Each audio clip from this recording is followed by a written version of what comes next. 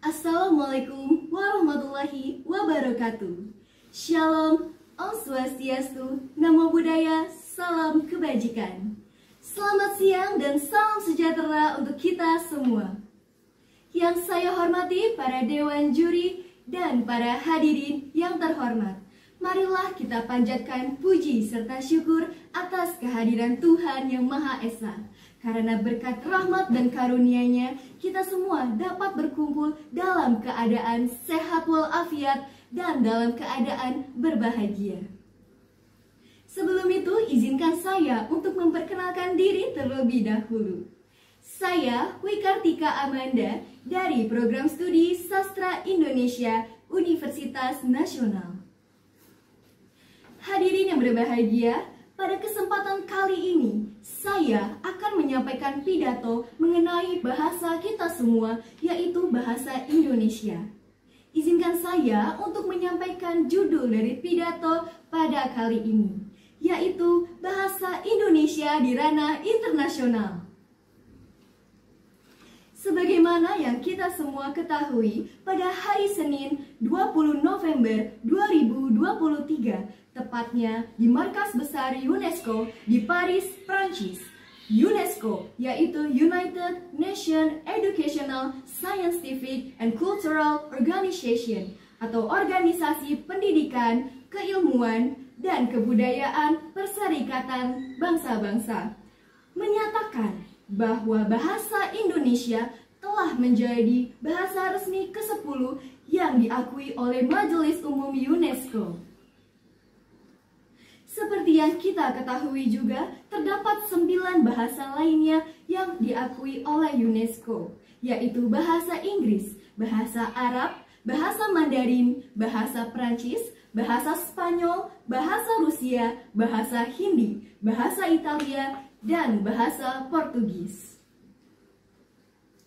Para hadirin yang terhormat, dengan berita bahwa UNESCO menyatakan bahasa Indonesia menjadi bahasa resmi ke-10 yang diakui oleh Majelis Umum UNESCO, menjadikan bahasa Indonesia lebih mendunia di mancanegara, di mana bahasa Indonesia lebih diketahui dan lebih dikenal oleh seluruh negara di dunia ini.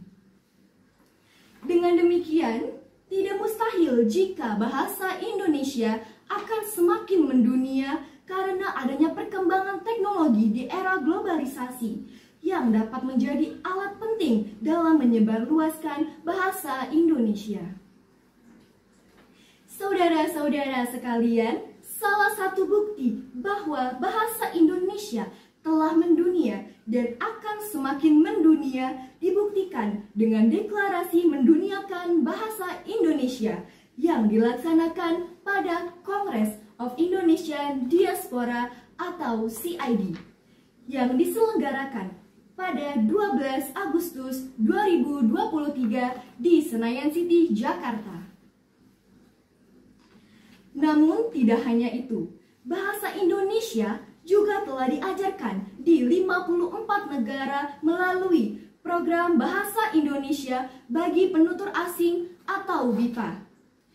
Peningkatan jumlah negara yang mengajarkan bahasa Indonesia meningkat dari tahun 2020, yang dimana sebelumnya hanya 38 negara, kini menjadi 54 negara. Dengan demikian, bahasa Indonesia dapat menjadi jembatan komunikasi yang dapat menghubungkan berbagai hal di seluruh dunia. Para hadirin yang berbahagia, tentunya kita sebagai warga negara Indonesia merasa sangat bangga terhadap bahasa nasional kita, yaitu bahasa Indonesia, yang kini telah mendunia dan dikenal oleh mancanegara. Oleh karena itu, kita sebagai warga negara Indonesia harus lebih mencintai bahasa nasional kita dan semakin mendukung mendunianya bahasa Indonesia, agar bahasa Indonesia tidak akan kalah dengan bahasa-bahasa internasional lainnya yang telah diakui oleh UNESCO. Namun, kita juga harus tetap melestarikan bahasa Indonesia dan menguasai bahasa asing tanpa mengesampingkan bahasa Indonesia. Semoga dengan apa yang telah saya sampaikan terkait mendunianya bahasa Indonesia, kita sebagai warga negara Indonesia semakin mencintai dan mendukung bahasa Indonesia untuk lebih mendunia dari saat ini. Semoga kita juga dapat meningkatkan rasa kebanggaan kita terhadap bahasa Indonesia yang telah mendunia. Sekian penyampaian dari saya yang dapat saya berikan pada hari ini. Saya ucapkan terima kasih kepada Dewan Juri dan para hadirin yang terhormat. Akhir kata saya sampaikan, selamat siang. Wassalamualaikum warahmatullahi wabarakatuh.